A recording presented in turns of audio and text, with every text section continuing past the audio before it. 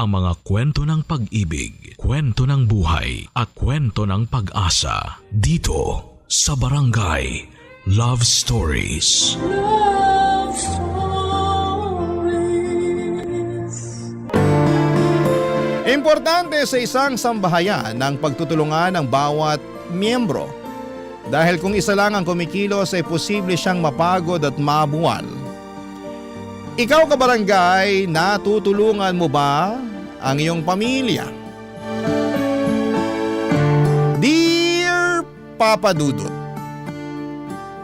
lahat tayo ay merong bagay na pinagsisisihan. Yung mga bagay na sana ay hindi na lamang natin ginawa noon upang hindi nagkaroon ng komplikasyon sa ngayon. Minsan naisip ko na sana ay totoong may time machine. Gagamitin ko talaga yon pabalik sa nakaraan upang makipagkita sa batang ako para mabigyan siya ng mag-asawang sampal sa mukha niya at sangkatutak na sermon upang hindi na siya mapariwara pa. Pero imposible naman yon. Kaya nga sa abot ng makakaya ko ay pinapangatawanan ko na lamang ang bunga ng mga desisyon ko noong araw. Bago ko ipagpatuloy ang kwento ng buhay ko ay gusto ko munang magpakilala sa mga kabarangay natin. Itago niyo na lamang po ako sa pangalang Andy. 28 years old, taga Binangonan, Rizal at nagtatrabaho sa isang garment factory. May kinakasama na ako si Lance na sa ngayon ay taong bahay at siyang nag-aalaga sa mga anak namin. 19 pa lamang ako noong nabuntis at 20 anyos naman ang pinanganak ang aming panganay. Sa loob ng 9 na taon naming pagsasama ni Lance ay umabot na sa 5 ang aming mga supling papadudot.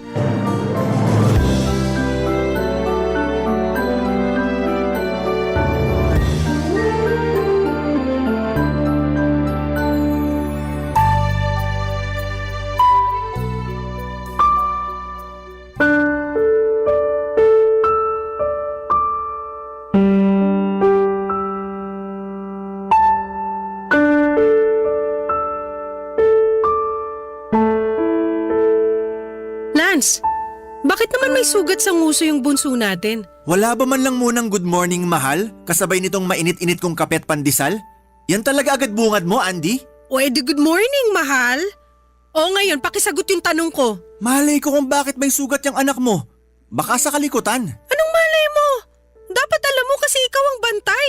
Sinasabi mo ba na hindi ko sila binabantayan? May naririnig ka bang sinabi ko? Wala naman, di ba?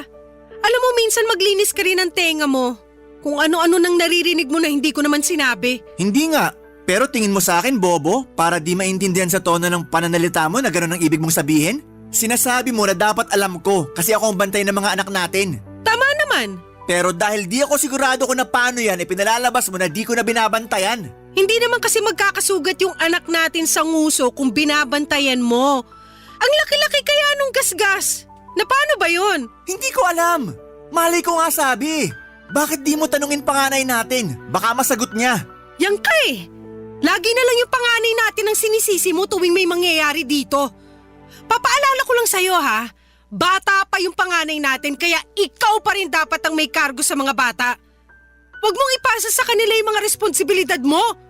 Kung tutusin, hindi ito yung unang beses na may nangyari sa bunso natin, pati na rin sa iba natin mga anak sa pangangalaga mo. Nung nakaraan, yung pangalawa natin may pasa sa braso. Sabi mo tumama sa gilid ng mesa. Pero parang hindi ka pa sigurado. Kundi pa sinabi ni mama na nagsuntukan pala yung mga anak natin, hindi ko pa malalaman yung totoo. Doon ka na lang kaya sa mama mo, nadaig pa ang CCTV magtanong na nangyayari sa mga anak natin. Kasi nasasagot naman niya lahat eh. Labas si mama rito. Nagkataon lang na nakita niya. Tsaka buti pa siya, alam niya yung nangyari eh. Pero ikaw naturingang ama ng mga anak natin, palaging walang kamalay-malay. Ano ba kasing ginagawa mo rito sa bahay? Siguro panay cellphone ka lang, no? Anong panay cellphone? Bakit? Hindi ba? Anong oras ka na nakakatulog kaka-cellphone dahil puro ka laro? Sabihin mong hindi, kukutusan kita. Parang tanga naman eh. Ikaw ang parang tanga. Yun ang alam, pagbabantay sa mga anak natin ng trabaho mo, hindi mo pa magawa ng maayos. Paano pa ako makakapagtrabaho ng panatag niyan? Kung lagi ako nag-aalala na baka ano na namang mangyari sa mga anak natin pag uwi ko. Hindi na makapagpahinga sa kabatong dibdib ko, Lance. palagi nilang nininervous ng dahil sa pagiging irresponsable mo? Kung makapagsalita ka naman dyan, akala mo, lagi ko pinababayaan mga anak natin ah. Araw-araw ba silang may sugat at pasa? Hindi naman, di ba? Tsaka mga bata yan. Natural din na malilikot at nagkakasakitan. Sa dami nila, mababantayan ko ba sila isa-isa? Hirap sa'yo porque ikaw nagkatrabaho. Akala mo na kung sino ka kung umasta at magsalita dyan. Kung ayaw mong bantayan ng mga anak natin, di ikaw ang magtrabaho sa labas! Sinabi ko ba na ayaw ko? Wala akong sinasabi, no? Ibig sabihin, ayaw mo talaga magtrabaho ulit! Ha? Masaya na ako sa pagbabantay sa mga anak natin. Tsaka kakaregular mo lang dyan sa pinagkatrabahuhan mo, di ba? Sabi mo, pangarap mo maregular dyan. Ayan, nangyari na nga. Oo, pangarap ko! Kasi mukhang ikaw ang walang pangarap para sa pamilya natin! Papa Dudut, hindi na ako nakatungtong ng kolehiyo dahil maaga kaming nagkaanak ni Lance. Maging siya ay high school lang din ang natapos. Tapos nasundan pa ng nasundan ang mga anak namin dahil hindi ko sineryoso ang paggamit ng contraception at pagpa-family planning. Kaya nga sising-sisi ako na umabot na sa 5 ang anak namin ni Lance dahil doon ay naranasan naming mag-isang kahig isang tuka. Gabi-gabi, bago ako matulog ay bumabalik sa akin lahat ng mga bagay na pakiramdam ko ay ninakaw sa akin ng panahon. At isa na nga doon ay yung ma-enjoy ko man lang ang kabataan ko at pagiging dalaga. Hindi na kasi nangyari yon noong nabuntis at nagkaanak ako. At mas lalo lang akong nalulugmok sa araw-araw na ginagawa ng Diyos nang dahil sa kinakasama kong mahinang dumiskarte sa buhay. Ewan, pero hindi ko mapigilang magtampo kay Lance kasi mukhang wala siyang pangarap para sa amin ng mga anak niya. At dagdag stress pa sa akin sa tuwing kinukumusta ng mama ko kung kailan siya magkakatrabaho, Papa Dudut.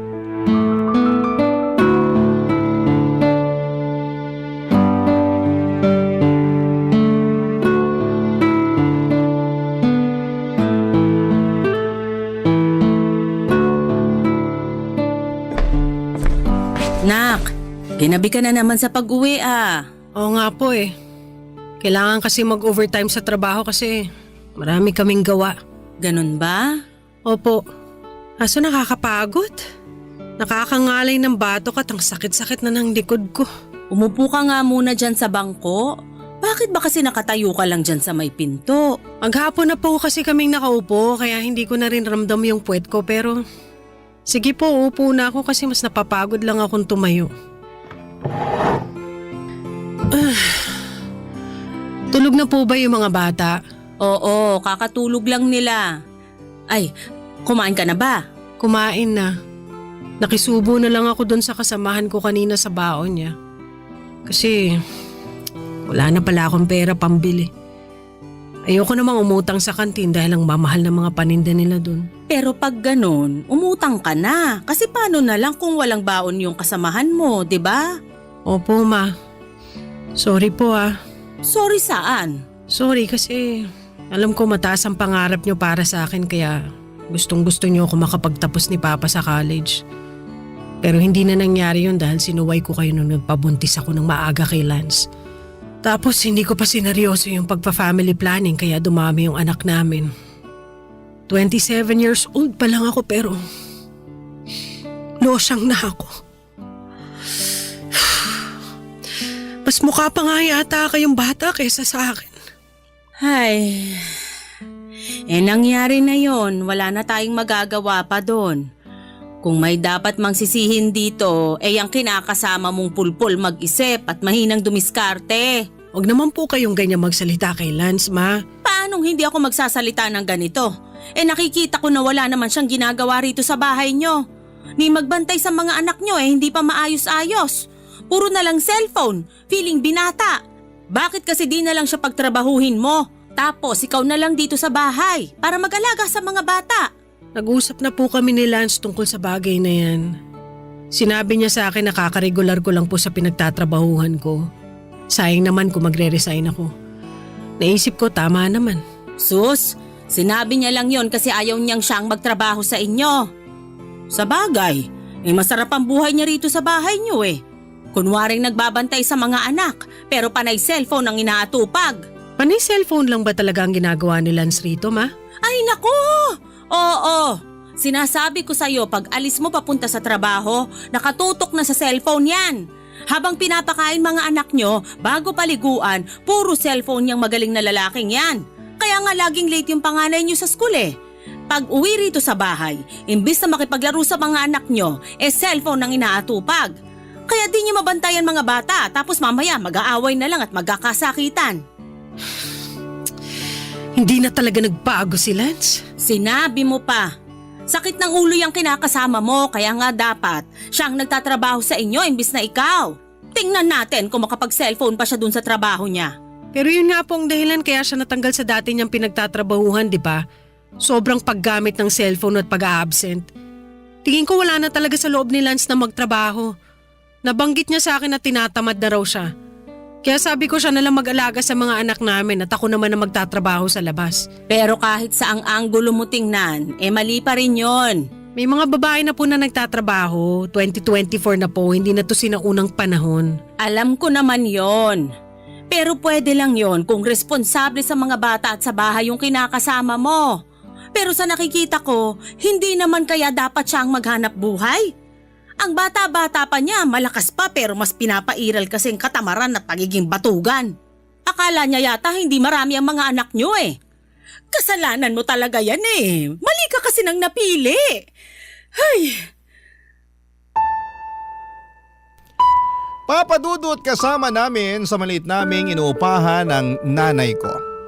Lumipat siya sa amin bago mag-pandemic at binenta ang bahay na pinundar nila ni Papa matapos nitong mamatay noong 2018. Katwiran niya ay hindi na raw niya kayang tumira doong mag-isa lalo na bawat sulok ng bahay namin ay may alaala ng yumao kong tatay. Tinanggap ko si Mama sa aming pamilya kasi magulang ko pa rin naman siya. Kung tatanungin ninyo ako kung nahihiya ako kay Mama, oo ang sagot ko. Pakiramdam ko ay binigo ko sila ni Papa sa pangarap nilang makapagtapos ako ng pag-aaral para magkaroon ng magandang trabaho. At kapag naiisip ko ang bagay na yon ay nalulugmok ako dahil sinaktan ko ang damdamin ng mga magulang ko. Alam ko naman na hindi ko na maibabalik ang nakaraan upang maitama ang mga desisyon ko sa buhay pero tanging hiling ko na lamang sa Diyos ay maging mabuti ang kapalaran sa aking pamilya sa kasalukuyan.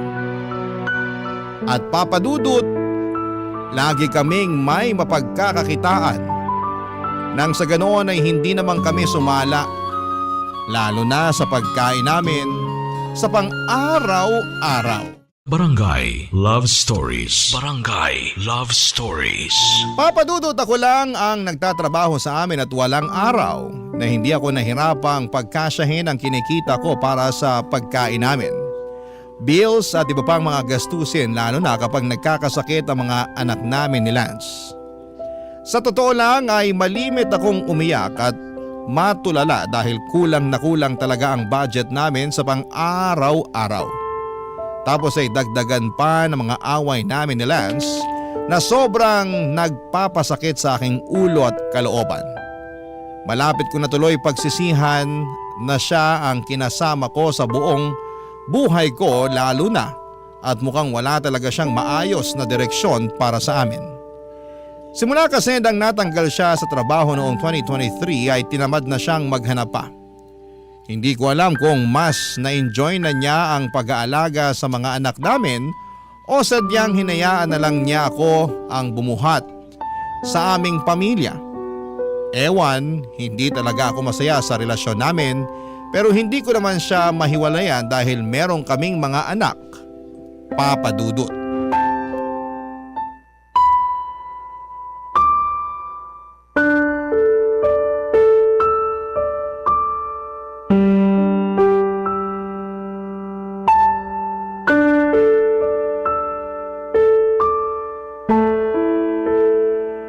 Parang wala na yatang araw na hindi kita nakikitang nakasimangot dyan, nak. Sorry, ma. Hindi ko lang po mapigilang malungkot. Huhulaan ko. Tungkol na naman yan sa kinakasama mo, no? Opo. Nag-away kasi kami kanina eh. Tungkol saan? Sa mga labahan. Ayaw niya kasi akong tulungan magbanlaw kasi may usapan daw sila ng mga kaibigan niya na magbabasketball. Ngayon na nga lang daw siya makakalabas tapos paglalabahin ko pa raw siya. Ay, talaga naman. Ikaw nga ngayon lang ang day off mo. Tapos maglalaba ka pa ng mga damit nyo? Dapat nga siyang gumawa niya para may ambag naman siya sa inyong dalawa. Sinabi ko naman po sa kanya pero hindi na raw niya may sisingit yung paglalaba. Kasi 5 bata ang binabantayan niya. Napapagod din po siya kaya maawa naman daw ako sa kanya. Wow! Maawa sa kanya? Siya, naawa sa'yo?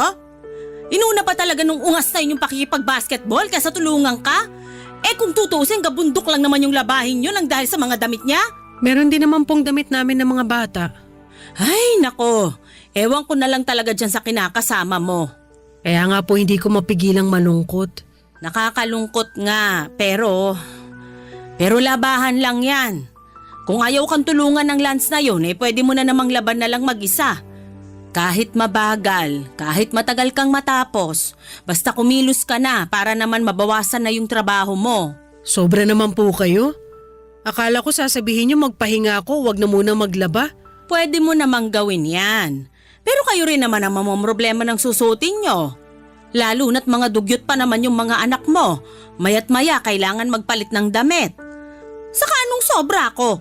Minomotivate lang kita para umpisahan na ang paglalaba kaysa magmukmuk ka dyan sa kalungkutan. Wala na po ba akong karapatang malungkot?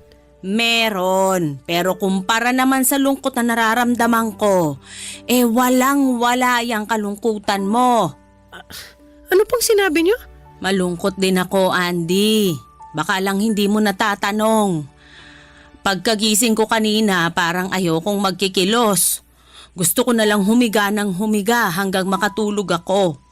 Pero dahil tirik na tirik ang araw sa labas at ang iingay ng mga anak nyo, hindi na ako nakabalik sa pagtulog. Kaya kahit malungkot ako noon at naiirita na rin, bumangon na ako para maligo. Pero hindi naman naalis ng malamig na tubig yung kalungkutang nararamdaman ko. At kahit na nakapagkape na ako, malungkot pa rin ako. Tapos nakita pa kitang nakasimangot dyan na akala mo'y pinagsakluban ng langit at lupa yung pagmumukha mo. Bakit naman po kayo malungkot? Siyempre, naalala ko papa mo. Iniisip ko kung kamusta na siya o kung iniisip din ba niya tayo. Miss na miss ko na siya, anak. Matagal na pong patay si Papa. Andun na tayo. Pero anong magagawa ko kung pakiramdam ko kahapon lang nangyari? Nahihirapan akong umusad sa buhay kasi alam mo naman na sanggang dikit talaga kami ng papa mo nung nabubuhay pa siya. Ay, nakakainis lang isipin kung bakit kailangan pa niya magkasakit at mamatay ng maaga. Hindi ko na po alam ang sagot dyan, Ma. Kasi kahit na anumang sabihin ko, hindi kayo naniniwala.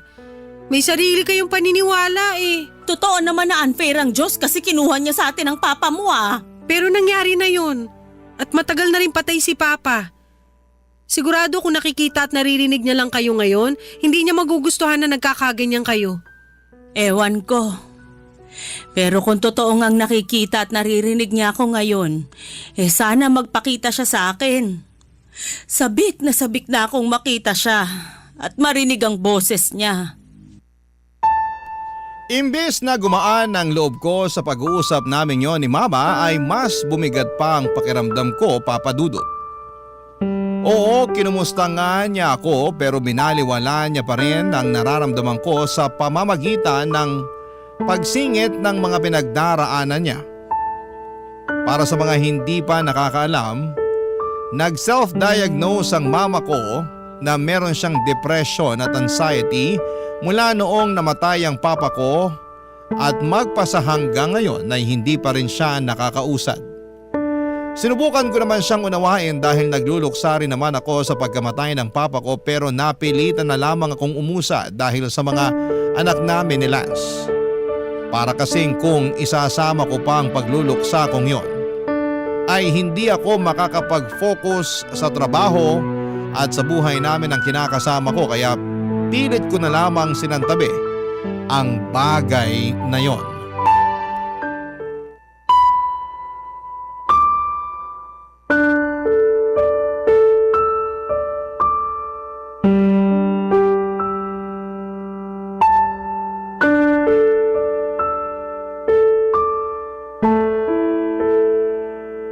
nanay mo talaga, malapit ko na yung makutusan eh. Ano?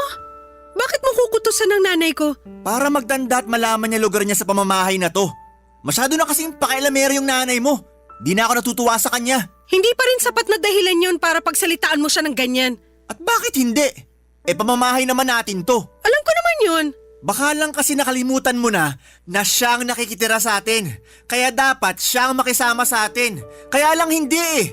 Masyado nagmamarunong. Akala mo naman kung sino. Ano ba kasing nangyari? Bakit ganyan kainit ang ulo mo? Yung nanay mo kasing takles eh. Sinermonan lang naman ako kasi di ko raw inaayos pagbabantay sa mga anak natin. Na puro lang daw ako laro sa cellphone ko. Tapos ikaw nagkakandakuba sa pagtatrabaho.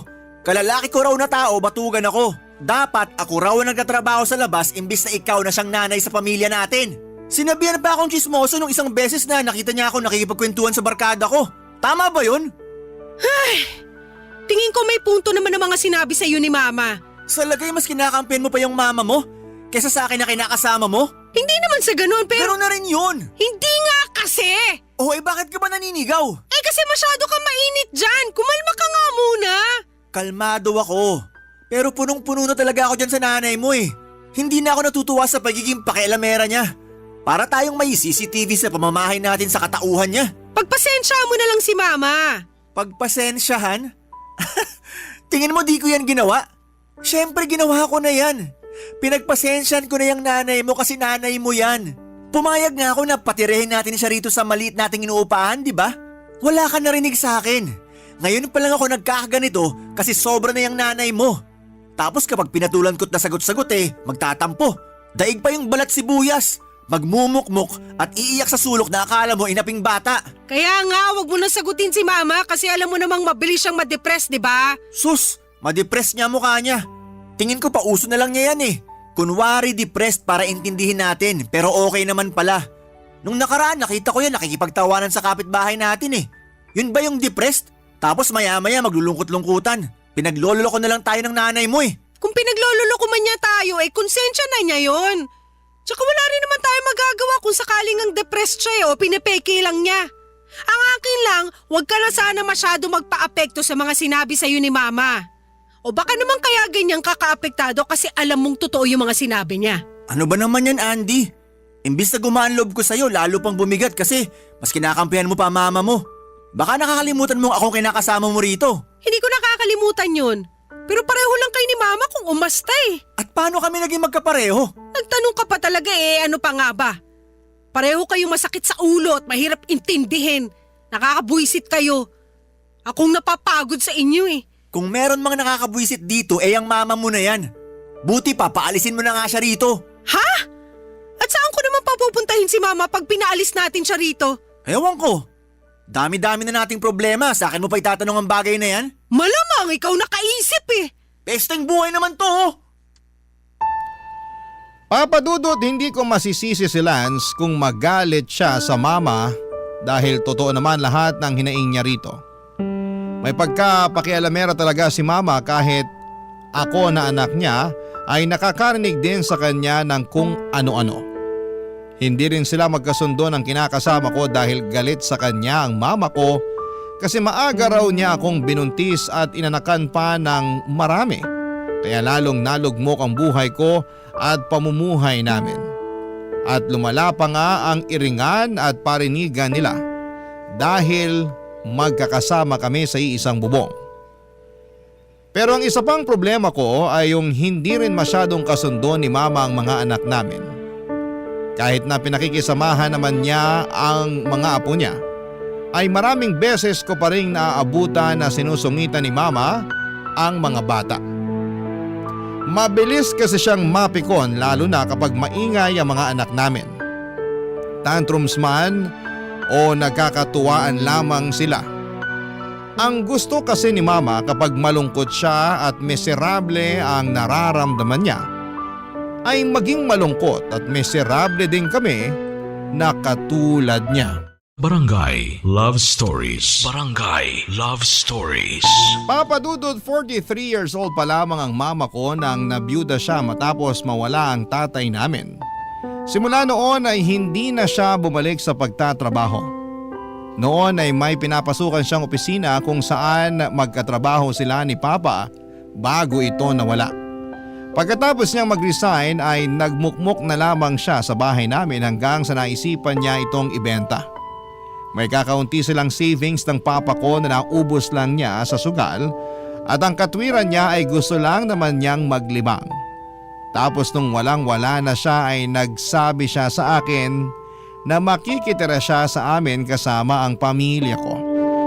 Dahil sanay ako na siya ay lagi kong kasama ay hindi ko siya natiis. Pumayag ako na tumira siya sa amin pero pakiramdam ko ay cargo namin siya ni Lance dahilan para lalong bumigat ang pagdadala namin ng buhay.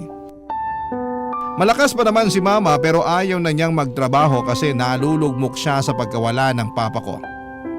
Madalas daw niya kasing maalala si papa kaya naiiyak na lamang siyang bigla.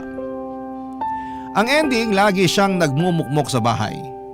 At kahit na ilang taon na ang lumipas ay apektado pa rin siya sa mga nangyari. Isang araw ay nagtangka ang nanay ko na tapusin ang buhay niya sa pamamagitan ng paglalaslas ng pulso. Buti na lamang at nakita siya ni Lance kaya hindi pa ganoong kalalim ang sugat at mabilis namin siyang naipagamot, Papa Dudut.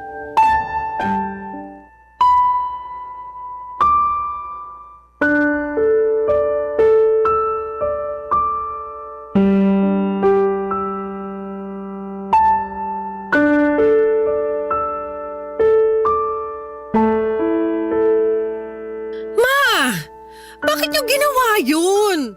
Bakit niyo sinaktan ang sarili niyo? Kasi nga gusto ko nang sumunod sa papa mo. Miss na miss ko na siya, anak. Kagabi na panaginipan ko siya. Sabi ko sa kanya hintayin niya ako kasi susundan ko na siya sa kabilang buhay. Kaya lang bigla naman siyang nawala. Hindi ko na siya nakita pagising ko. Panaginip lang yun, hindi yung totoo. Anong hindi totoo? Kitang-kita ko ang papa mo. Tingin ko nababaliw na po kayo. Lance naman? Bakit? Totoo naman eh. Gawain ba ng matinong tao yung maglaslas ng pulso? Hindi, di ba? Ibig sabihin, baliw na yung nanay mo. Hindi ako baliw. Ikaw nga batugan eh. Pabuhat ka ng pabuhat sa anak ko, kalalaki mong tao. Ay, talaga naman. May masabi lang talaga kayo sa akin eh. Totoo naman lahat ng sinabi ko ah. Bakit, nasasaktan ka? Ay sus, kawawa ka naman. Papatulan na talaga kitang matandang baliw ka. Hindi ako baliw. Pwede ba tumigil na nga kayo? Huwag akong patigilin mo kundi yung nanay mo. Wala naman akong ginagawa rito ah. Yung batugan mong kinakasama ang unang nagsabi na baliw ako. Totoo naman eh. Sinabi na ngang hindi ako baliw. Tumigil na nga kayo! Lance, please, wag mo na sagutin si Mama. At ikaw naman, Ma, please, umayos kayo. Maayos ako ah. Sino may sabing hindi? Kung maayos kayo, sana naisip nyo na mapapagastos lang tayo kung napuruhan yung sarili nyo. Sana naisip nyo na walang-wala na nga kaming pera kasi kulang na kulang yung sinusweldo ko tapos dadagdagan nyo pa yung mga gastusin namin. Gusto nyo talaga kami mabaon sa utang, no? Sabihin nyo, gusto nyo mangyari sa amin yon? Naku, hindi naman syempre. Kung hindi naman pala, bakit kayo ganyan? Hindi ko alam. Basta ko na lang naisip yun eh. Alam nyo yan, pero inaayaan nyo lang ang sarili nyo na magpadala sa isip nyo. Hindi mo talaga ako maiintindihan kasi wala ka naman sa posisyon ko. Hindi ko na kailangan mapunta sa posisyon nyo dahil baka lalo lang ako masiraan ng ulo. Nagluksari naman ako sa pagkawala ni Papa pero umusad pa rin ako. Kaso kayo hindi eh. Napag-iwanan na kayo kaya apektado na yung buhay nyo. Tapos dinadamay nyo pa kami, may sarili naman kaming problema ng pamilya ko. Ma, please! Kung hindi nyo kami matutulungan sa araw-araw naming pamumuhay, wag na po kayong dumagdag sa mga iniisip namin, lalong-lalo na sa akin. Awa naman kayo sa akin kasi napapagod din po ako. Hindi ko naman kasalanan kung napapagod ka ngayon. Ikaw ang pumili niyan, hindi ako. Masyado ka kasing suwael at hindi ka nakinig sa amin ng papa mo. Tapos pulpul pat batugan yan lalaking napili mo. Siningit niyo na naman ako. Totoo naman eh. Kasalanan mo kung bakit mahirap pa kayo ngayon sa daga. Ewan ko sa inyo! Ako pa yata'y mauuna mabaliw sa kakaintindi sa inyo. Yang mama mo sisihin mo, wag ako. Isa ka rin sakit ng ulo eh. Ano na namang ginawa ko? Yun nga, wala kang ginawa at wala ka rin ginagawa para sa pamilya natin. Ang malas-malas ko sa'yo, Lance. Nagsisisi na tuloy ako na ikaw pa ang tatay ng mga anak natin.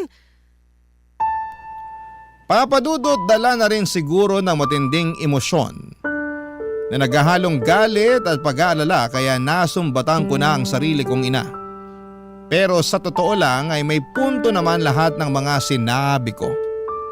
Pagod na akong pakisamahan siya dahil dagdag lamang siya sa mga gastusin namin.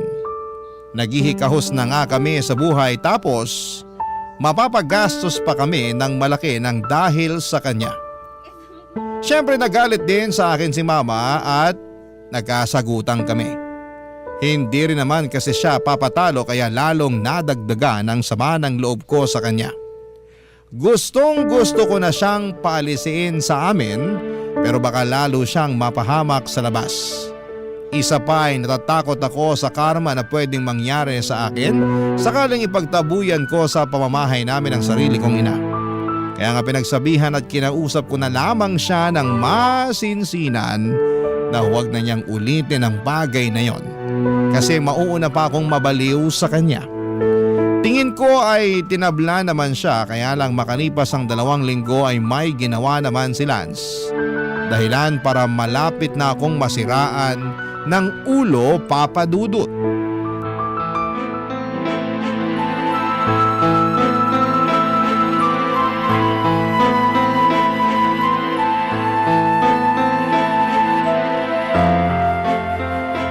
Lance, ano to? Anong ano yan? Teka, bakit mo hawak cellphone ko? Bakit? Masama bang hawakan ko cellphone mo? Hindi, pero… Uy, patay mali siya. Sige, tanong ko, sagot ko. Ano to mga pinaglalike mo na picture ng mga sexy na babae online? Tapos nagko-comment ka pa talaga na parang akala mo wala kang ka-live-in at 5 anak ha? Wala lang yan. Anong wala? Tingin mo ba sa akin tanga? Para maniwala na wala lang to? Wala nga lang talaga yan. Hindi ako bulag. Hindi ko naman sinabing bulag ka. Ang akin lang, huwag ka masyadong malisyosa. Ako pa talaga ang malisyosa? Nakakabastos naman talaga mga pinagko-comment mo rito. Gusto mo basahin ko? Para malaman mo na nakakaloko ka? Ano, basahin ko? Ha? Wag na. Tsaka akin na nga yung cellphone ko. Masyado kang pakialamere. Wow! Ako pa talagang pakailamera! Akin na sabi yung cellphone ko, Andy. Ayoko nga! Ako naman bumili nito, di ba? Kaya akin to at gagawin ko kung ano gusto kong gawin dito. Anong gagawin mo dyan? Hoy! Ano pa nga ba? Di ba basagin? Wag na wag mong gagawin yan. Huli ka na kasi sinagad mo ng pasensya ko. Kaya dapat sa cellphone na to sinisira! Hoy, tama na! Yan! Yan ang dapat sa cellphone na yan! Apakan ng gambadurog! Basag na yung cellphone ko. Tama na! Wow, talaga naman! Nakuha mo pang iyakan yan, ha? Malamang! Cellphone ko yan eh! Cellphone mo nga pero ako naman ang bumili. Kung makapagsalita ka, akala mo kung sino ka ha? At bakit? Hindi ba? Kasi ipapaalala ko lang sa'yo na ako lang naman na nagtatrabaho at kumikita ng pera sa pamamahay na to. Ako ang bumibili ng pagkain natin, nagbabayad ng bills at kung ano-ano pang gastusin natin. May ambag din naman ako, di ba? May ambag ka? Ano? Anong ambag mo? Yung pagbabantay mo sa mga anak natin? Hindi mo nga inaayos dahil panay ka cellphone? O ngayon, wala niyang pesting cellphone na yan. Siguro naman matututukan mo na yung mga anak natin, di ba? Inaalagaan ko naman ang mabuti mga anak natin. Masyado ko lang nagpapaniwala sa mga sinasabi sa'yo ng mama mong baliw. Huwag mo nang idamay si mama rito dahil lalo lang sumasakit ang ulo ko. Alam mo, Lance, wag mo talaga akong lolokohin at ipagpapalit sa iba. Dahil napakakapal naman ang mukha mo pag ginawa mo yun. Wala ka nang ang trabaho tapos mambababae ka pa? Aba, kung ganun lang din ang gagawin mo, mabuti pang lumayas ka na sa pamamahay natin.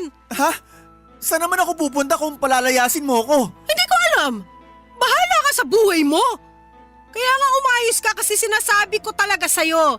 Hindi ako magdadalawang isip na paalisin kang lintik ka. Wala namang ganyanan, mahal. Alam mo namang hindi ko magagawa sa'yo yun eh. Di ako mambababae. Siguraduhin mo lang talaga kasi may kalalagyan ka sa akin. Oo naman. Siguradong sigurado ako. Buti na yung nagkakaintindihan tayo dahil ayoko namang umabot tayo sa puntong hayaan ko na lang na mawalan ng tatay ang mga anak natin. Kesa naman sumakit lang lalong ulo ko sa'yo. Kaya ayusin mo kasi pagod na ako. Maawa naman kayo sa akin ni Mama. Ang hirap niyong dalin eh. Kaunti na lang talaga. Malapit na akong maglakad ng hubot-hubad sa kalsada. Kasi nasisiraan na ako ng ulo ng dahil sa inyo! Papa Dudut, hindi ko alam kung tinablan si Lan sa mga sinabi ko pero nakita ko namang nagbago ang reaksyon ng mukha niya. Tapos ay naging malumanay ang boses niya at kasunod noon ang walang humpay niyang panunuyo sa akin. Kahit papaano ay humupa na ang galit ko pero masama pa rin ang loob ko sa kinakasama ko at hindi ko nga siya pinansin noon, sa halip ay nakipaglaro ako sa mga anak namin. Pero hindi nagtagal ay nagkabati rin naman kami. Hindi ko na talaga alam ang gagawin ko.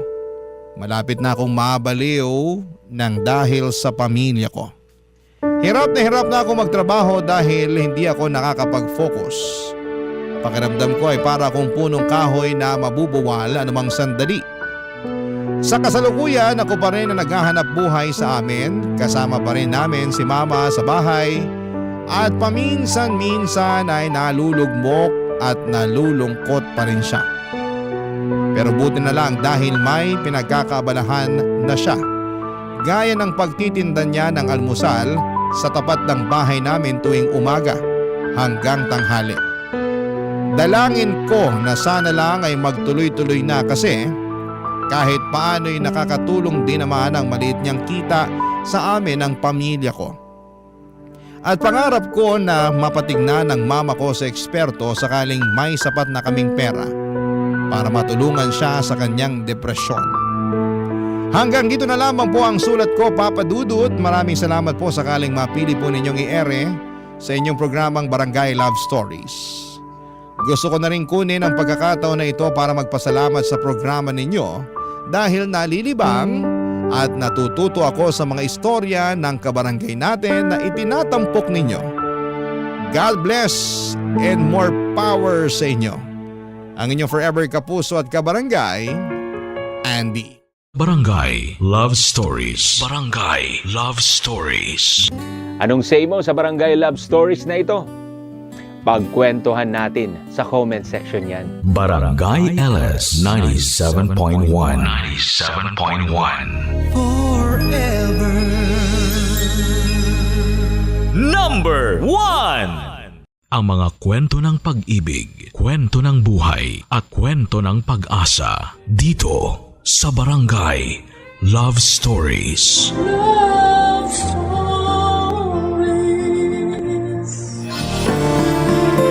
May mga naiwan tayo na talaga namang iisipin kung saan eksakto naiwan. At kung hindi makita ay siguradong manghihinayang ka. May mga naiwan din tayo na minsan ay iniisip natin na hayaan na lamang nang walang panghihinayang. Ikaw, kapuso, ano ba ang mga nangyari sa buhay mo na binaliwala mo? At ang mga sobrang nanghihinayang ka? Dear Papa Dudut, ako po si Joanne, 30 years old at ang kwento ko po ay naganap lamang kamakailan. Mga 6 na buwan lang siguro ang nakalipas. Work from home lamang po ako kaya madalas na nasa unit lamang ako na talaga naman pong ini-enjoy ko. Dahil ang unit ko sa condo ay ang fruit of my labor. Pinapaganda ko po talaga ang unit ko. May isang kwarto syempre, toilet and bathroom. Open space po ang aking sala, kusina at dining area. Maluwag naman po ang espasyo pero mas gusto ko po na walang division para mas malaki po siyang tignan. Nilagyan ko din po ng maraming salamin at hindi po dahil sa banidoso ako kundi para lang po mas magmukhang malaki ang unit. Pero kasama na din po doon siguro ang pagiging banidoso ko kasi walang oras na mapadaan ako sa mga salamin na hindi ko tinitingnan ang sarili ko.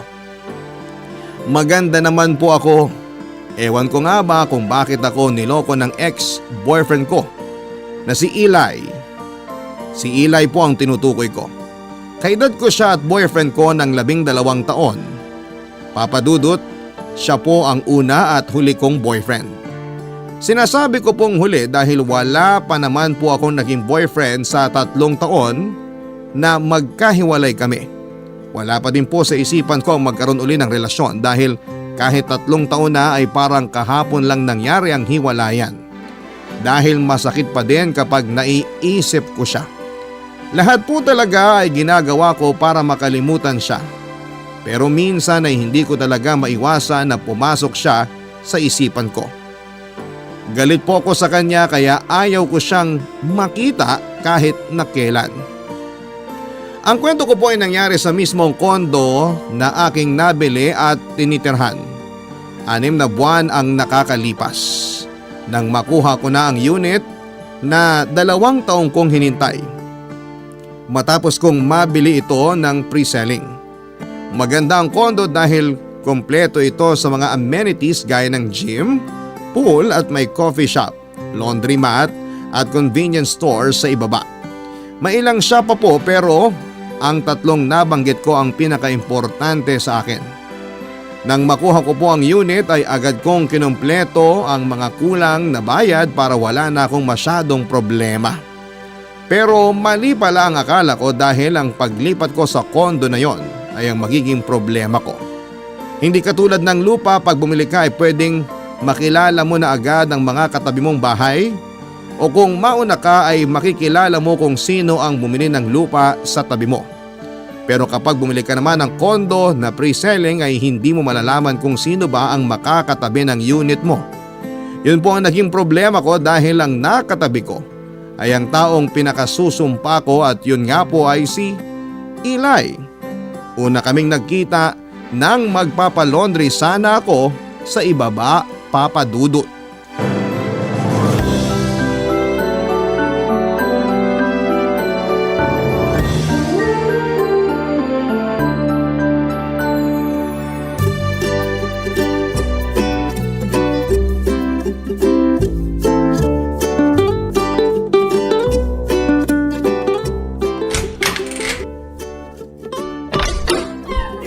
Good morning! Ikaw? Anong ginagawa mo dito? Ikaw? Anong ginagawa mo dito? Antipatiko ka ha? Bakit? Anong akala mo? Hindi ko ma-afford yung unit dito? Aba, wala naman akong sinasabing ganyan.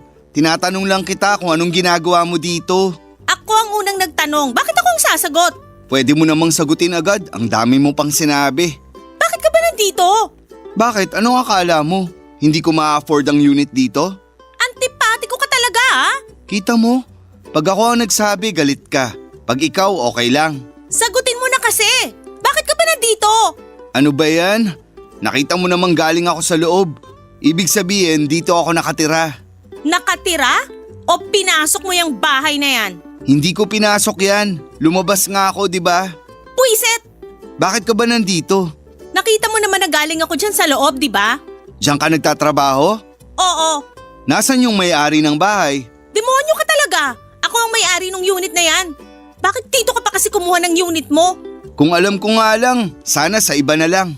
Ano? Nung kinuha mo ba yung unit mo, alam mo na ako ang makakatabi mo? Natural, hindi. Oh, yun naman pala eh. Ganun din ako. Kung alam ko lang talaga. Kaso nga, hindi. Wala kang pakialam. Thinking out loud lang ako. Init ng ulo. Ano? Ano? Anong ano? Anong sinasabi mo? Anong sinasabi ko? Ikaw ang lakas mong mambuisit talaga ha? Saan naman galing yan? Buisit! Nakakahiya ka naman. Nagsisisigaw ka dito. Bakit? Wala namang tao ah. Ako? Tao ka ba? Kung hindi ako tao, edi wala ngang tao dito. Ako lang. We, Ikaw buisit ka talaga. Bakit ba sa dinami-dami ng kondo na itinatayo, dito ka pa kumuha sa same floor? Sa katabi ko pang unit. gusto mo ba ibalik ko sa'yo uli ang tanong mo? Bakit ba hindi ka nalang sumagot? Kasi nga, hindi ko naman alam na ikaw ang katabi kong unit sa parehong floor. Kunyari ka pa. Stalker ka talaga. Wow ah! Anong wow? Unang-una, hindi ako stalker. Pangalawa, kung magiging stalker man ako, mamimili na ako. Sinungaling ka. Inalam mo talaga kung saan ako titira.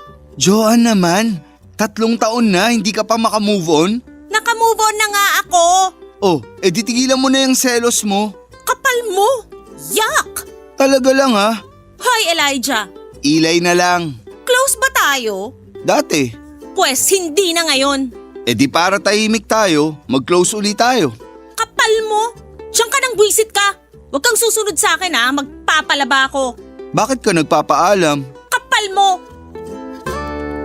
Papa Dudut, napakamalas ko naman. Pwede ko namang makita si Lynette, yung kaaway ko nung high school. Bakit si Eli pa? Napakahirap iwasan ni Eli dahil nga po sa nasa iisang floor kami at magkatabi pa kami ng mga unit. Pero susubukan ko pong gawa ng paraan. Ayoko po talagang makita ang pagmumukha niya, Papa Dudut. May kwento ko lang kung bakit ako galit na galit sa kanya. Sinayang niya po kasi ang 12 taon na pagsasama namin. Nagplano na po talaga kaming magpakasal kung hindi niya lang sinira ang tiwala ko. Nabasa ko po sa cellphone niya na may iba siyang karelasyon bukod sa akin. Isang beses na naiwan niya ang cellphone niya at nung tumunog ito ay hindi ko sinasadyang mapatingin sa mensahe. Papa Dudut, kitang-kita ko po kung ano ang tawag niya sa kalaguyo niya. Ang nakalagay sa CP ay baby. Ang kapal ng mukha nila, samantalang sa akin ang tawag ni Eli ay Joe, tapos sa kalaguyo niya ay baby. Hindi man lang ako tinawag na honey o mahal, kahit be man lang. Tapos ang tawag niya doon sa kalaguyo niya, baby. Napindot ko po nang hindi sinasadya at nabasa ko ang mensahe na naghihintay ako dito sa pinag-usapan natin. Bilisan mo. Demanding pa yung babaeng yon. Bilisan daw ni Eli, samantalang ako lagi kong pinagtitake ng time si Eli. Babasahin ko pa po sana yung ibang mensahe kaso biglang dumating itong si Eli at binuksan ang pintuan. Nagmamadaling kinuha ang sipi niya at saka umalis. Pag uwi niya sa inuupahan namin noon ay hindi na niya ako inabutan. Nakitira na muna ako sa kaibigan ko at saka naghanap ng matitirhan ko ng solo. 3 taon ko siyang hindi nakita tapos isang araw, bigla na lang bumalandra sa harapan ko ang pagmumukha niya. Hindi nagbabago ang itsura niya, gwapo pa rin siya at napaisip na lamang ako, hindi siguro talaga nagbabago ang itsura ng isang demonyo. Kinabukasan, para mawala ang gigil ko kay Eli ay nag-gym na lamang ako para pagpawisan at mapalitan ang pagkabanas ko. Sa Eli na yon, Papa Dudut.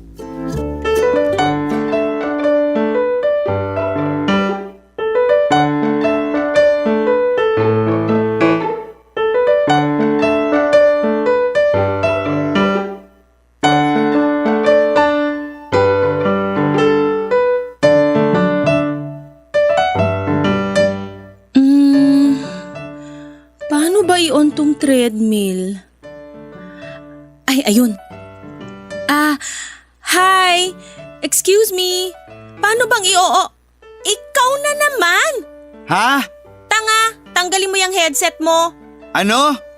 Hindi mo ako nadidinig Akala mo porke gwapo ka pa din mawawala yung galit ko? Hindi! Sinong gwapo? Ha?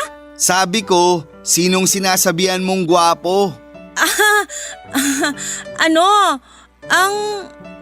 Kasi... Sandali, wala naman ako sinasabing gwapo ka. So ako ang gwapo? Hindi ikaw.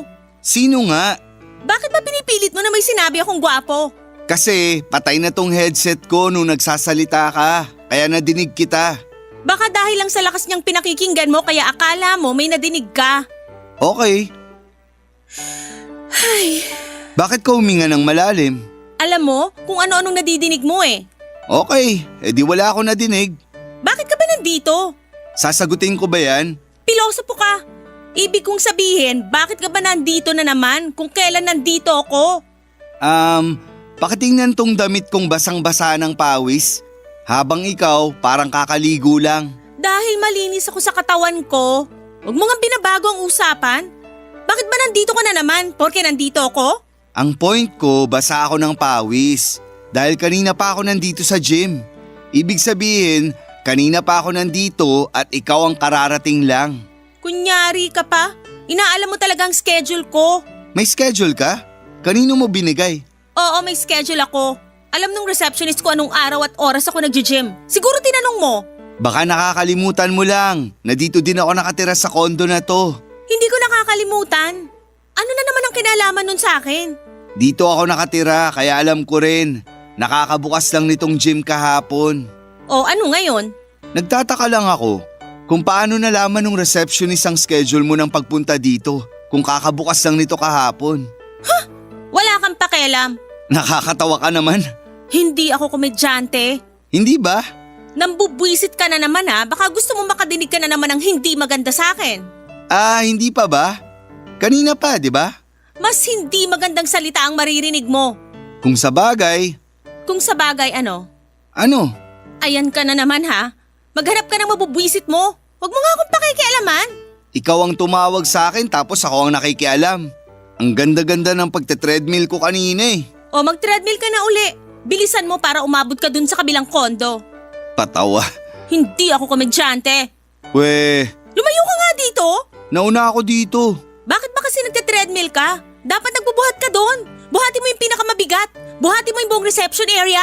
Ikaw ba magdidesisyon kung paano ako magpapaganda ng katawan?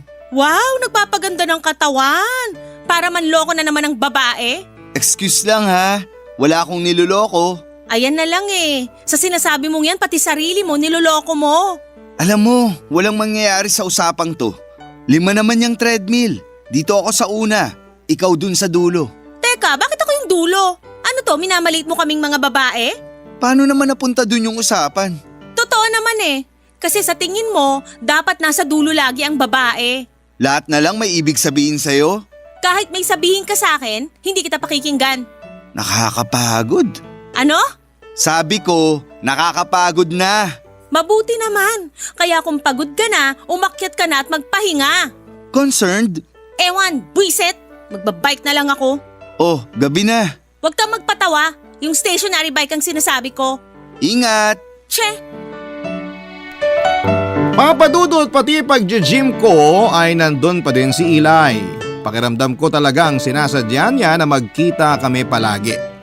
Dalawa lang naman ang naiisip ko kung bakit siya ganon. Unay siguro ay para buwisitin nga ako. O kaya naman ay baka dahil gusto niya akong makita. Siguro'y nagsisisi na siya kasi nakita niya na ang ganda ko na. Kumpara nung maghiwalay kaming dalawa. I mean, maganda naman po ako dati pa. Mas gumanda lang sa ngayon. Anyway, tinawagan ko po yung ahente na nagbenta sa akin ng unit. Tinanong ko na kung may paraan ba na pwede akong mailipat ng unit at ibang floor. Sinabi lang sa akin na hindi daw pwede yon. Kasi yun na ang kontrata at isa pa ay puno na ang lahat ng units.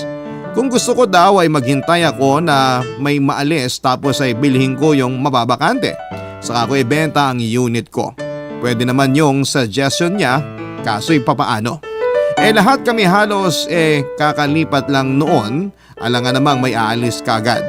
Nagtanong ako na kung may iba pa silang kondo na malapit lang sa paligid. Kasi gusto ko na ang lugar na yon, malapit kasi sa lahat. Sabi meron daw, kaya natuwa naman ako. Gagawin ko yung suggestion niya na bumili ng ibang unit at saka ko ibenta ang unit ko para may pambayad ako. Kaso sabi niya ay kakatapos lang daw ng groundbreaking nung isang araw. Di ganun din, 2 taon pa din ang hihintayin ko. Sabi niya na baka raw kayanin na maitayo sa loob ng 1.5 taon. Anong diferensya ng kalahating taon, 1 taon, mahigit pa rin akong magtitiis. Pag nagkataon, papadudot. Bigla kong naisip, bakit ako ang aalis? Dapat si Eli ang umalis. Kaya sabi ko sa sarili ko na ako ang mambubwisit sa kanya, papadudot. Para siya na ang magkusang umalis sa kondo niya. Pero kailangan kong paghandaan ang mga naiisip kong plano ng panahong yon. Papadudod. Barangay Love Stories. Barangay Love Stories. Naghanda ako sa plano ko, ang Operation Itaboy ang Unggoy. Yun po talagang naisip ko. Kaya isang araw pagkatapos kong mag-gym, kahit kaka-grocery ko pa lamang ay buwaba kaagad ako sa convenience store at namakyaw ng mga madadagdag pa na makakain para sa weekend. Magkukulong ako habang binubuo ang plano ko. Maski pagpapadeliver ay hindi ko gagawin para hindi ko buksan ang pintuan. Kasi second day pa lamang ako na ang... Kaso nga lang second day ako na ang sumuko. Nakakabato sa loob ng unit. Ayoko din na kasing sumilip sa veranda at baka magkataon na sumilip din itong si Eli sa veranda niya na katabi lang ng sa akin. Kaya ayon, lumabas na din ako ng unit at naglakad papunta sa may rooftop. May parang maliit na parke kasi sa rooftop ng condo building.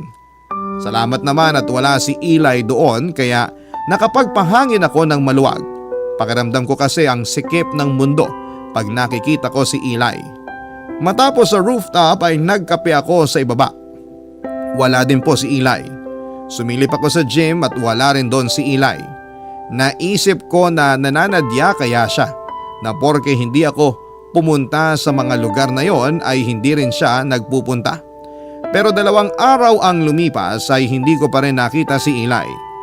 Minsan ay nilakasan ko ang loob ko. Itinapat ko sa pinto niya ang tenga ko at pinakinggan kung nasa unit nga ba niya itong si Eli. Kasi wala akong madinig. Napaisip ako kung nasaan na nga ba siya. Kahit naman buwisit ako sa kanya ay ayaw ko naman na mapahamak siya. Papa Dudut.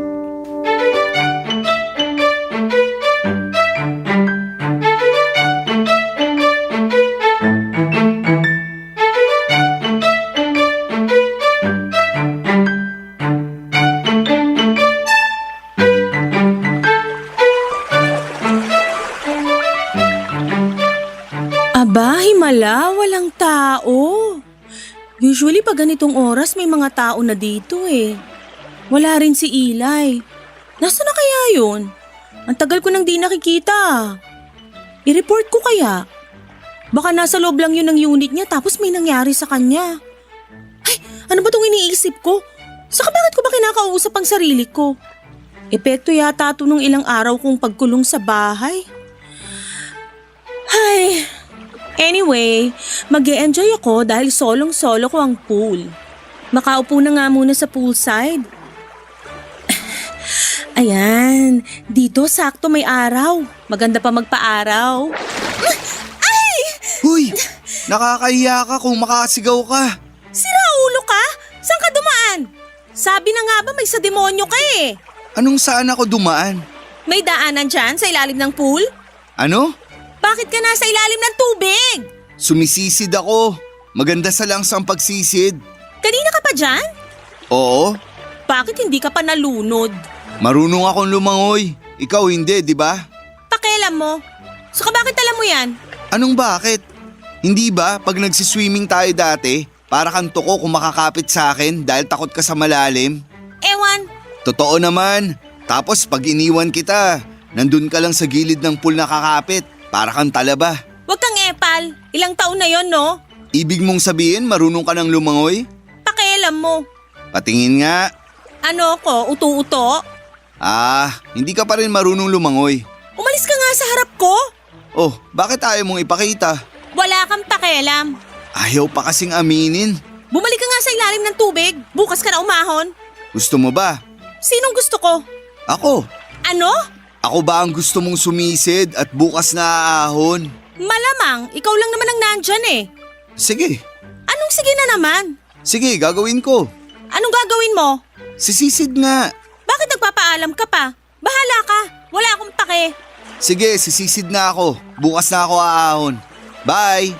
Ang tagal naman. Eto na, paalam. Nagpaalam pa. Ano bang pakialam ko sa kanya? Kahit hindi pa siya umahon, wala akong pake-alam. Ha? Makapag-sunbathing na nga lang?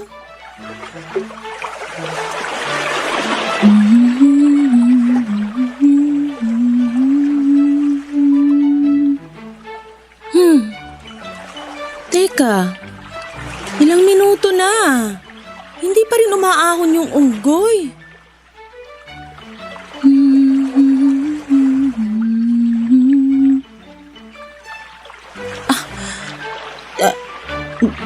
Teka, nasa na yun? Naku, Eli! Eli! Naluluto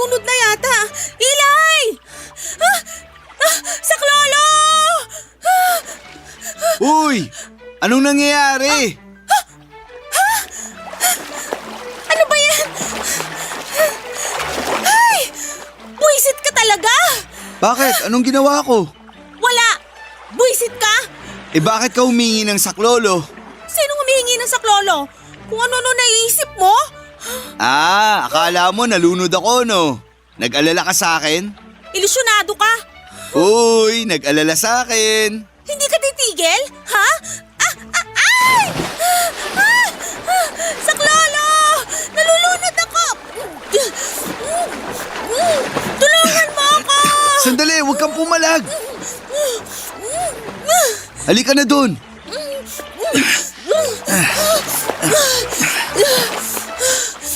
Ayan.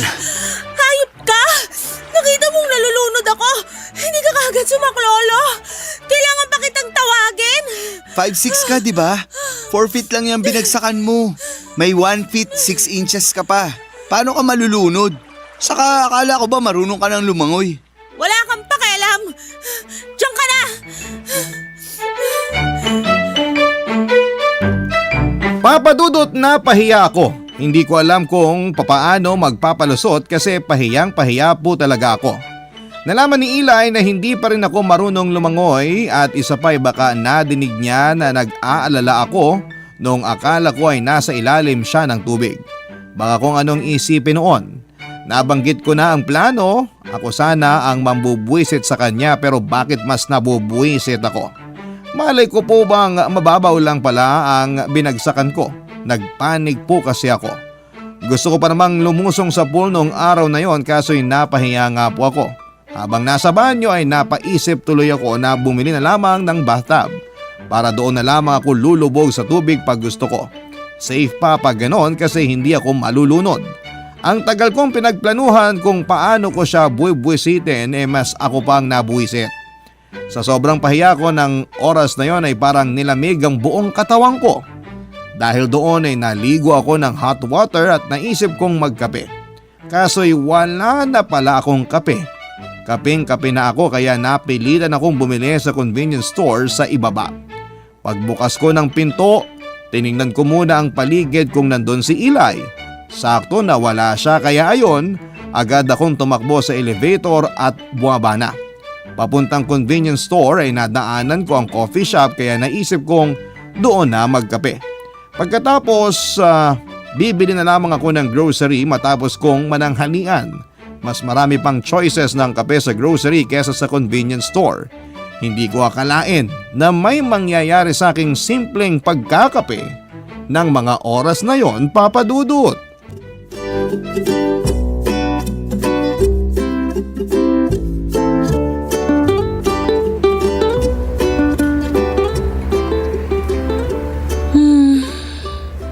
Matikman nga ang kape dito.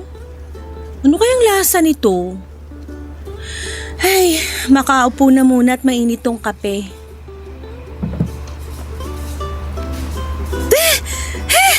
Grabe naman ang init sobra nitong kape.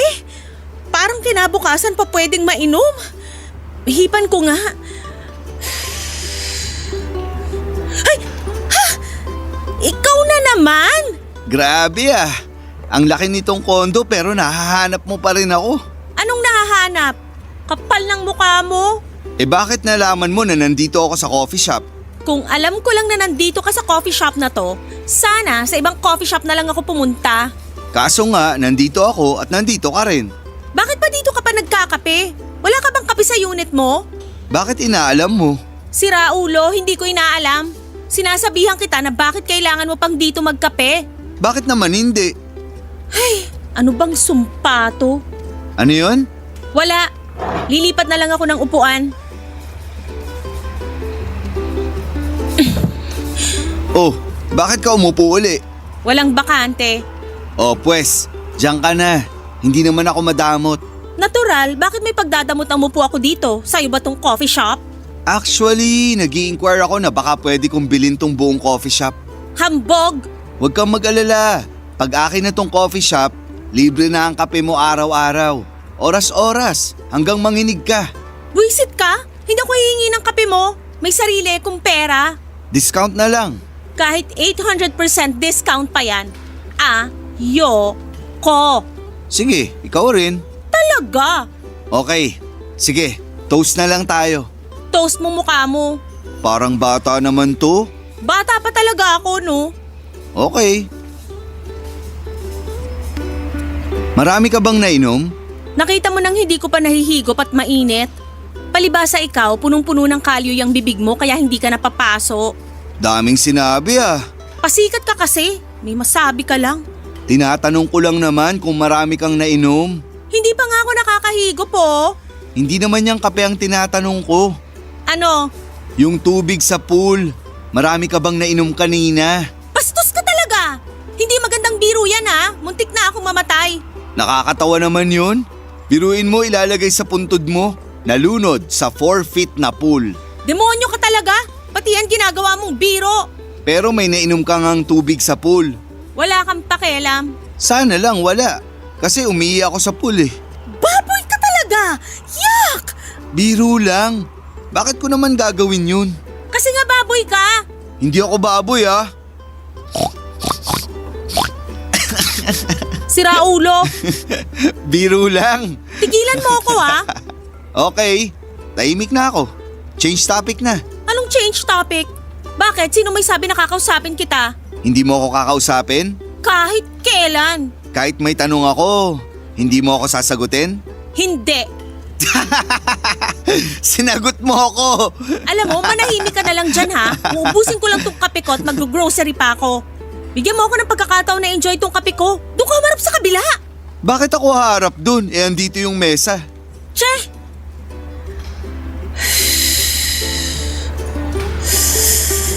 Ha! Ang lamig na nitong kape! Buisit! Kausap ka kasi ng kausap sa akin eh. Buisit ka talaga. Ha! Baka alis na nga. See you! Siyuhin mo mukha mo. Papadudot ako ang nagplano pero mas nauna siyang buwisitin ako. May sumasapi atang maligno sa unggoy na yon. Sayang yung kape ko at naiwan ko sa table ko kaso ay ayoko nang bumalik kaya hinayaan ko na lamang. Mula sa grocery ay nag-iisip ako ng paraan kung paano kusang aalis si Eli sa unit niya, Papadudot. Bago ako makapasok sa unit ko ay lumabas ang matandang babae sa katabing unit ni Eli. May biglang pumasok sa isipan ko na plano. Sa wakas ay makakabawi na rin ako. Kinaibigan ko muna yung matandang babae at saka ako sumegway sa plano ko.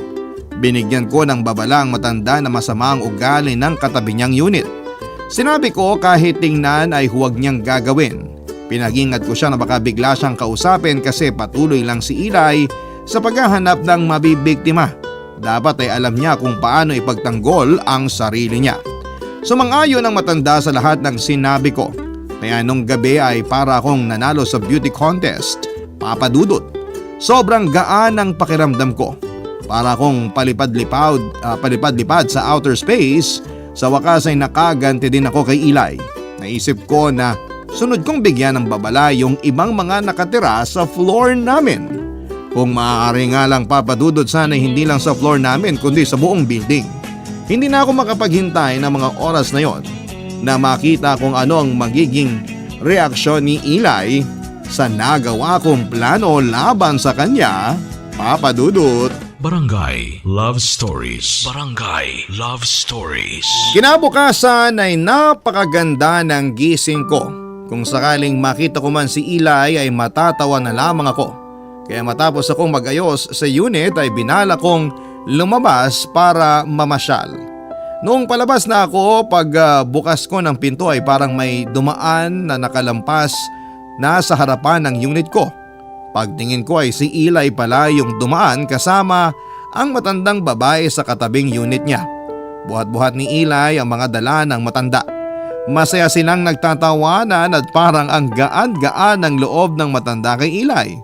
Panay naman ang pagpapatawa ni Eli kaya tuloy lamang sa pagtawa ang matanda. Papadudot, ayoko munang maniwala na nasira ang plano ko pero sasampalin ko na sana ang sarili ko para magising ako sa katotohanan na nakuha ni Eli ang loob ng matandang kapitbahay niya. Nadinig ko na sinabi ng matanda kay Eli na hindi naman pala masama ang ugali niya gaya daw ng sinabi ko. Nang Marinig ni Ina yon ay napalingon siya sa unit ko. Sa sobrang takot ko na makita niya akong nakasilip ay naisarado ko ng malakas ang pintuan ko na siguradong umalingaw-ngaw ang ingay sa buong hallway. Papadudot na sira na naman ang plano ko. Naunahan na naman ako ni Eli sa mga hakbang ko para makagante sa kanya. Wala na ata akong magagawa pa kaya sinabi ko na lamang sa sarili ko na ituturing kong multo si Eli. Kahit makasalubong ko siya, iisipin ko na lamang na transparent siya para tatagos na lamang ang tingin ko sa kanya.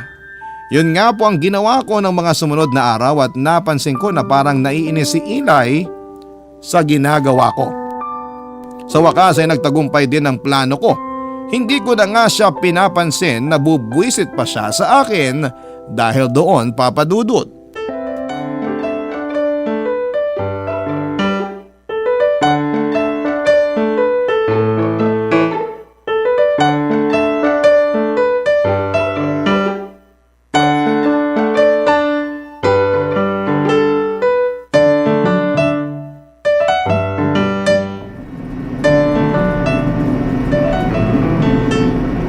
Parang ang bagal nitong elevator ngayon.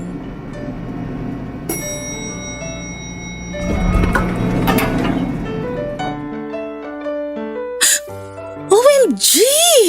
Si Buisit! Pasalubong sa akin! Okay, Joanne. Relax.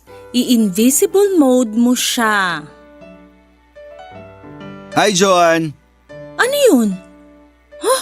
Nakakatakot naman tong hallway na to. Parang may nagsasalita. Uy, huwag kang magbiro ng ganyan. Ay nako, makauwi na nga. Nakakatakot, may nagsasalita.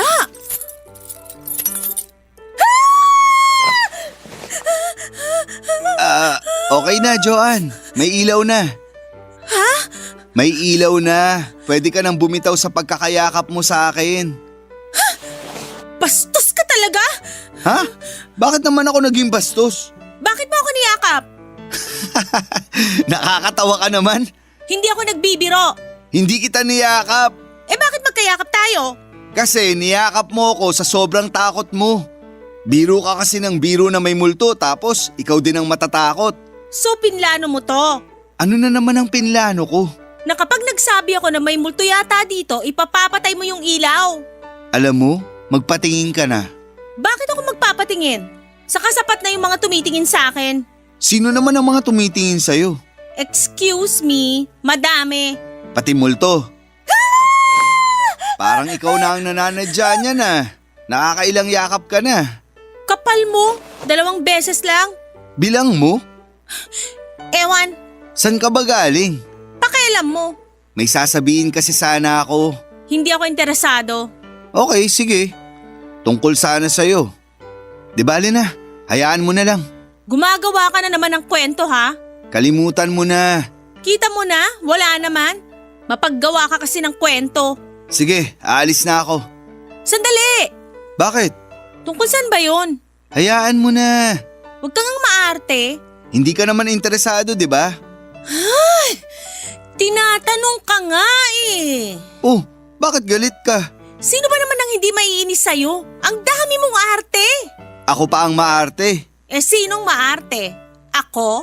Wala akong sinasabi. Umalis ka na nga sa harap ko. Okay. Hoy, Ano na naman? hindi mo pa sinasabi yung sasabihin mo. Binitin mo pa kasi. Pinapaalis mo na ako, di ba? Sabihin mo muna, tapos saka ka umalis ng habang buhay. Sobra ka naman. Huwag ka nang umarte. Sabihin mo na. Nanggigigil na ako sa'yo. Galit na galit? Aray! Arte mo, ang hina-hina ng paghampas ko eh. Masakit naman talaga. Mas masakit ang pagtaksilan kesa hampasin. Sino na naman ang nagtaksil? Sabihin mo na! Huy, boses mo. Nakakaya sa mga taga-ibang unit. Sabihin mo na! Si Lola Precious. Sinong Lola Precious? Hindi mo siya kilala? Tinatanong ko nga. Yung lola na nakatira sa tabi ng unit ko na kinausap mo at sinabi ang masama akong tao. Tumahimik ka na nga. Bakit daw? Imbitado raw tayo sa 84th birthday niya, dyan sa unit niya. Magluluto siya. Okay na, sige, paalam. Umalis si Eli nang hindi binigay ang detalye kung kailan at anong oras ang selebrasyon kaya nadagdagan na naman ang inis ko sa kanya. Kaya ako na ang kumato kay Lola Precious. Precious po pala ang pangalan niya, hindi ko na itanong dati kasi mas inuna kong siraan si Eli. Sinabi po ni Lola Precious na sa darating na Sabado raw ang selebrasyon.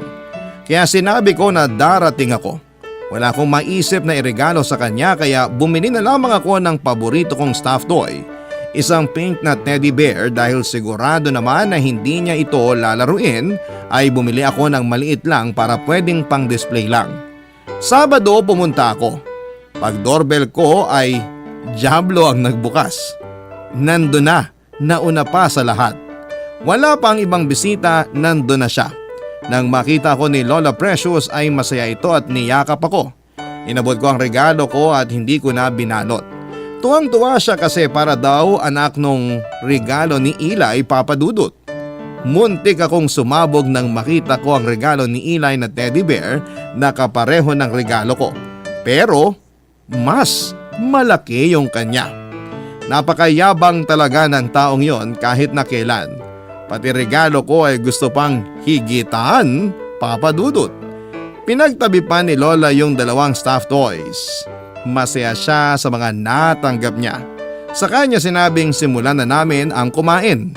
Nagulat ako na bakit kakain na ay wala pang ibang bisita. Yun pala ay kami lang talaga ang imbitado, Papa Dudut. Hindi naman daw niya kasi kilala o nakikita ang ibang mga kapit unit namin. Kaya yung nakilala niya lang ang in-invite niya. Medyo awkward sa pakiramdam kasi 3 lamang kami doon pero para naman kay Lola ang tanghaling yon. Kaya tiniis ko na makasama ang Diablo. Saka nagkwento si Lola sa mga bagay na naikwento sa kanya ni Eli tungkol sa aming dalawa dati. Pulang-pula sa hiya si Eli at bago natapos ang tanghalian ay umalis kaagad si Eli dahil may meeting daw siya. Kami na lamang ni Lola Precious ang naiwan. Sinamantala ni Lola ang pagkakataon na yon. Bigla niyang sinabi sa akin na mahal pa rin daw ako ni Eli at hindi raw nawala yon. Hindi rin daw totoo yung iniisip ko na nagtaksil si Eli dati. Buong magdamag akong hindi nakatulog sa mga sinabi ni Lola. Kinabukasan umaga noon, Papa Dudut, inaabangan ko si Eli na buksan ang pinto ng unit niya at lumabas sa hallway. Nang buksan niya ang pinto ay nakita niya akong nasa hallway na tila hinihintay siya. Isasara na sana niya ang pinto noon, buti nahabol ko pa siya, Papa Dudut.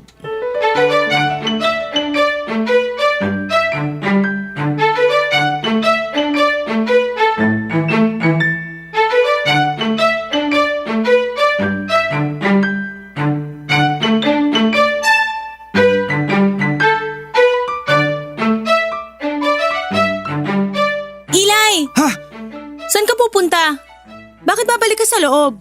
May nakalimutan ako eh. Nagmamadali ka ba? Sana. Mag-usap tayo. Ha? Bakit? Tungkol saan? Bakit pa ganyan ka? Parang di ka mapakali. Kasi... Kasi ano? May ano kasi. Alam mo, huminahon ka nga. Hindi ako galit. Ha? Oo. Hindi ka galit? Hindi nga. Totoo ba yan o bumubuelo ka lang? Totoo nga. Okay. Anong okay? Ha? I mean, okay na hindi ka galit. Kaya huminahon ka na. Okay na rin ako. Mabuti. Pwede na tayo mag-usap. Tungkol saan? Tungkol sa mga sinabi mo kay Lola Precious. Nako, wag mo nang intindihin yun. Nagbibiro lang yun.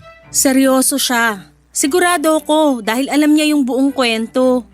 Pasensya ka na. Siya lang kasi ang nakausap ko eh. Pero hindi naman siguro ipagkakalat ni Lola Precious yun. Saka wala naman akong sinabing masama. Tumigil ka nga. Sorry. I mean, tumigil ka nga ng pagkaaligaga. Akala ko nakarelax ka na. Ha? Relax na ako. Gusto ko lang maging totoo ka sa lahat ng pag-uusapan natin. Oo, Nagtaksil ka ba sa akin o hindi? kahit isipin, hindi ko ginawa yun. Bakit ba tayo napunta sa hiwalayan? Hiniwalayan mo ko. Hindi mo kasi ako kinausap para mas maliwanagan ka. Nagbuo ka agad ng konklusyon sa isip mo na nagtataksil ako. Masyado mo naman akong dinikdik. Sabi mo gusto mong maging totoo ako. Oo nga. Pero paano mo nalaman yung tungkol sa dahilan ko? Nakausap ko ang kaibigan mong si Chona. At sinabi niya na yun ang dahilan na sinabi mo. Kaya mo ako iniwan. Gusto ko lang sabihin sa'yo ngayon na si Baby ay Baby talaga ang pangalan. At hindi ko siya Baby. Tsaka kaya kami magkikita dahil alahera siya. At sa kanya ako bibili ng wedding ring. Huwag kang magalit kay Chona. Nagkwento lang siya pero hindi ko siya napilit na sabihin sa akin kung nasan ka. Kasi hindi niya talaga alam kung nasan ako. Wala akong sinabihan. Gusto ko noon na madetach muna sa mga kakilala ko para walang alaala mo. Sobrang sama ng loob ko nun.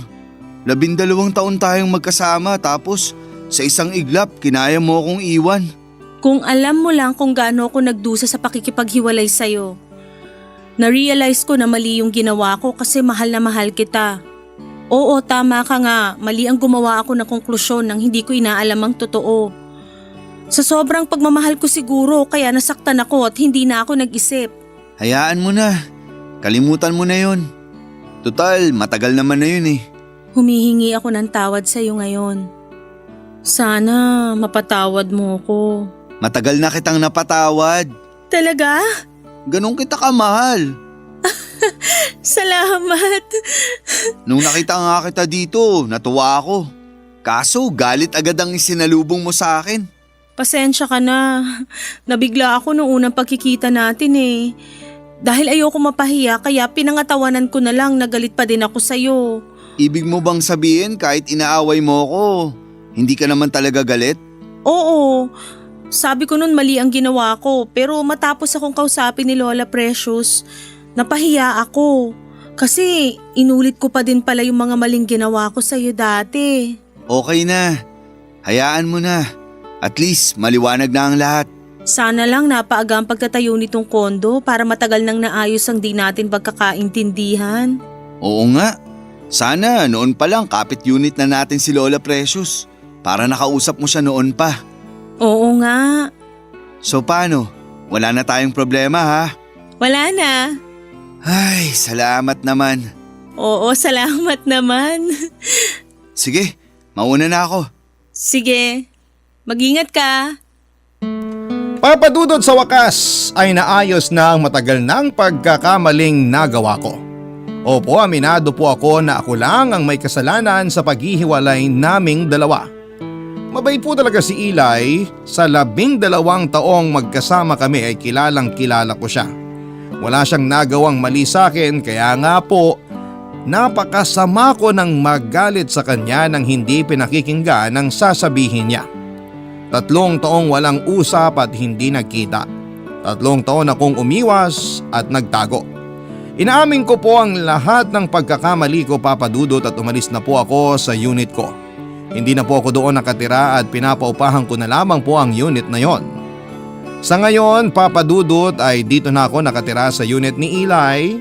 Nagkaayos po kami at ngayon ay pinagpatuloy ang naudlot na pagsasama at pagmamahalan namin.